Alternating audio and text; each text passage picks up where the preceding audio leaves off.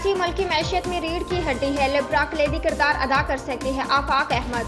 कराची के बुनियादी मसाइल के हल के लिए आवाज़ उठाएं। आंकड़ाई जिला टैक्स वसूली का इख्तियार KMC को दिया जाए। Imran Ali Shah. Local bodies reporters association के वफद की महाजर कौमी मूवमेंट के सरबराह आफाक अहमद से मुलाकात। चेयरमैन महाजर कौमी मूवमेंट आफाक अहमद ने कहा है कि कराची मुल्क की मैशियत की रीढ़ की हड्डी है, मगर इसे हर दौर में हर हुकूमत नजरअंदाज करती है।